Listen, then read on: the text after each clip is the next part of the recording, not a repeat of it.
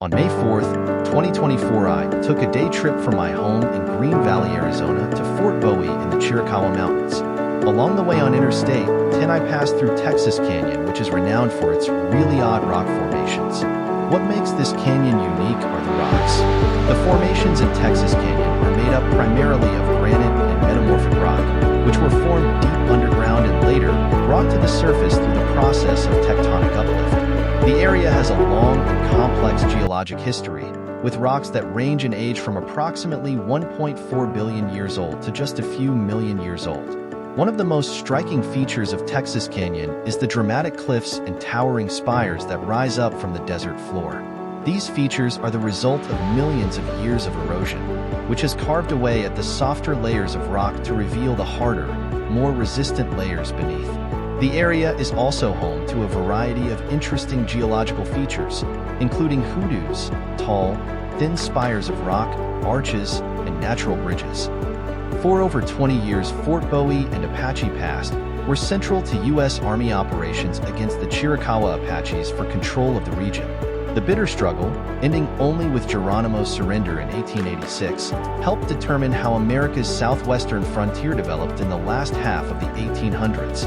The Spaniards called it Puerto del Dedo, the Pass of Chance. They might have named it Puerto de la Muerte, the Pass of Death, for the violence that swirled around it. Because its springs were an unfailing water source, Apache Pass, separating the Chiricahua and Dos Cabezas Mountains, drew a procession of immigrants, prospectors, and soldiers to this Apache homeland. It was also the scene of two engagements with Cochise's Apache warriors, the Bascom Affair of 1861 and the Battle of Apache Pass, July 15th to 16th, 1862, in which a Union Army under Brigadier General James Carleton was ambushed en route to confront Confederate troops in Arizona and New Mexico.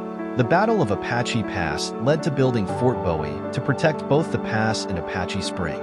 Soldiers from the 5th California Volunteer Infantry started building it on July 28, 1862. Set on a hill overlooking the spring, it was named for Regimental Commander Colonel George Washington Bowie. Completed in under 3 weeks, the fort was more temporary camp than permanent post. 13 tents surrounded by irregular stone breastworks thrown up at key positions atop the hill. As winter loomed, crude stone and adobe huts replaced the tents. One officer called them mere hovels that leaked like a sieve. In 1868, a less primitive Fort Bowie was built on a plateau 300 yards to the southeast. Substantial adobe barracks, a row of houses for officers, corrals, storehouses, post-trader's store, and a hospital soon occupied the four sides of the sloping parade ground. More buildings were added over the years. When it was abandoned in 1894, Fort Bowie was a modern post of about 38 structures. These are the ruins you see here today.